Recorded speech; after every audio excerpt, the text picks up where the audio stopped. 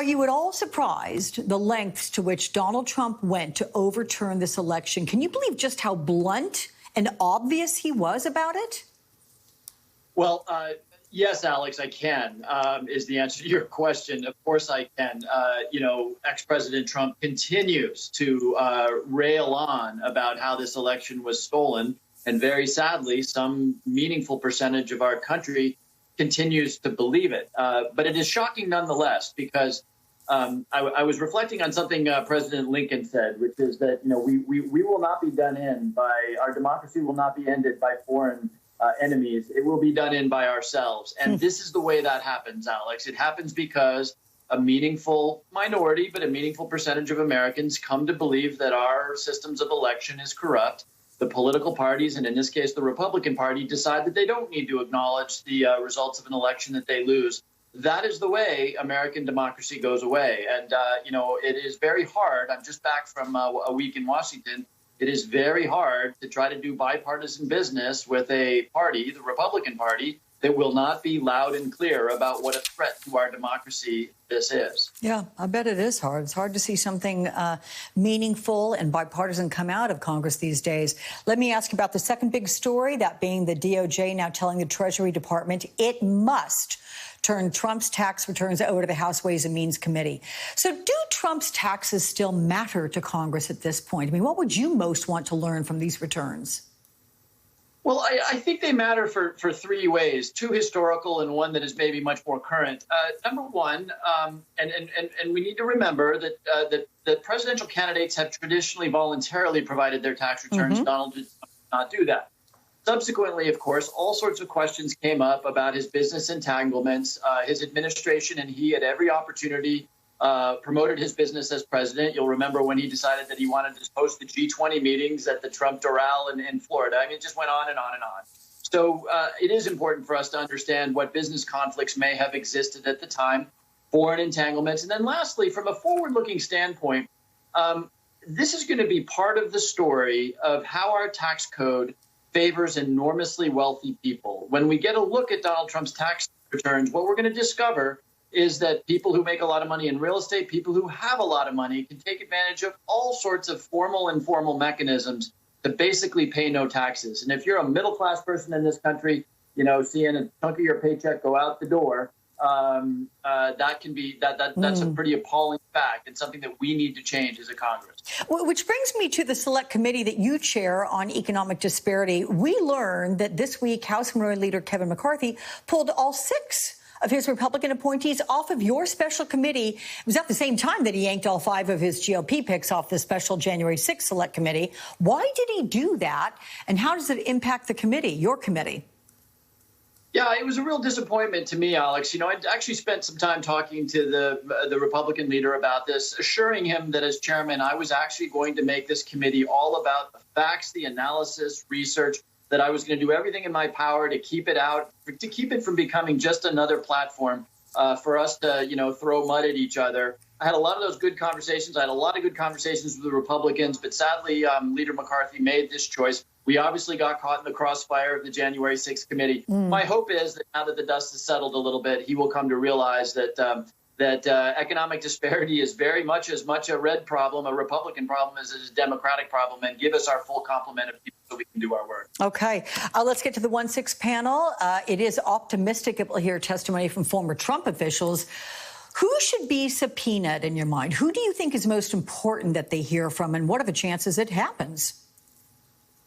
Well, one of the key questions, of course, is it's the old Watergate question, who knew what and when. And so I think that the committee is going to need to hear from all of those people who were around the president leading up to January 6th. How planned out was this? We don't know the answer to that question. What was the interaction between people inside the Oval Office? I'm thinking of the chief of staff. I'm thinking of the many hangers-on with the leaders of this movement. I was at the rally the night before. I sort of went incognito to the rally the night before. And there were, lots and lots of right-wing luminaries there. How much communication had occurred? What, by the way, was the president doing and thinking? We're getting a little bit of insight into this, but what was the president doing and thinking as these insurgents were attacking our democracy? I think Americans, just as they needed to hear what it felt like to be a Capitol Police officer in that incredibly emotional testimony this week. Oh, yeah. Americans need to hear who and how intense the effort was to destroy their democracy. So, to your point, the 1-6 committee heard that testimony from the officers who were defending the U.S. Capitol during the attack. But Republicans who opposed investigating the insurrection in the first place, they are instead trying to blame Democrats for the violence. Take a listen to what they're saying. What kind of intelligence did Speaker Pelosi get early off, weeks in advance, as Leader McCarthy talked about, that gave telltale signals that could have prevented what happened on January 6th? It is a fact that in December of 2020, Nancy Pelosi was made aware of potential security threats to the Capitol, and she failed to act.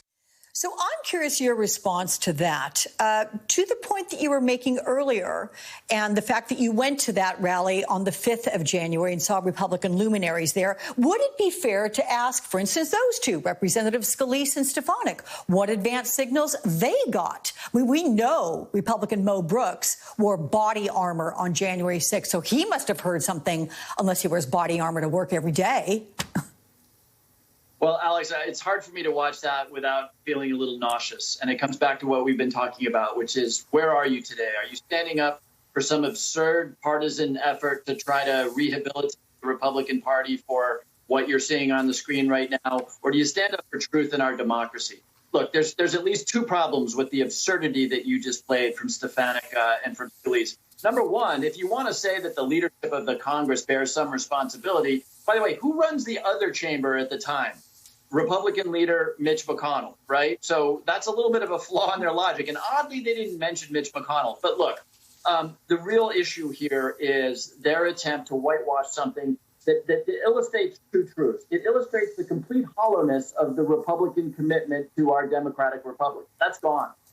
If it's Donald Trump, whatever value, whatever basis we have for democracy doesn't matter because it's Donald Trump. And number two, here's the party that has been accusing Democrats forever of not being sufficiently supportive of the police. Did you hear one of those Republican leaders say, I was so moved by what the police officers went through, and I'm so sorry? You did not hear that. You did not hear that because, again, Republicans are only in supportive of the police, or at least the Republican leadership are only supportive of the police if they can use that as a political cudgel with which to beat up Democrats. The police don't otherwise matter to people like Elise Stefanik and Steve Scalise other than as partisan props. Yeah. Look, there's something that we in the country are dealing with, and that is whether or not we should wear masks, whether we should have mandates and the like, right, with regard to COVID. Speaker Pelosi called Kevin McCarthy a moron after several Republicans called her out for the health measure, but whether there would be sort of a federal mandate or not. But between this, Republicans blaming Pelosi for January 6th, what you touched on earlier, just the tenor of things right now, how do you legislate when the environment is this toxic? It's really hard. It is really hard. Again, you started out by asking me about what it felt like to not have Republicans on the Select Committee on Disparity, economic disparity being a problem that actually affects Republican districts more intensely in aggregate than it affects Democratic districts. So it's really, really sad. But I mean, the good news is that in the background, the Senate is working on a bipartisan infrastructure plan. There's nothing more important to my district anyway than getting an infrastructure investment done. And so it's hard. It's really challenging. And this isn't the usual typical partisan fight. This is not Republicans against Democrats. This is a lot of members of Congress, largely in my party, standing by our democracy while we see the Republican leadership try to dismantle it. And that makes it really, really hard to be bipartisan. Yeah, well, at least there was good news for me today, and that was having you on the broadcast to talk about all this. Connecticut Congressman Jim Himes, thank you so much. Such a pleasure.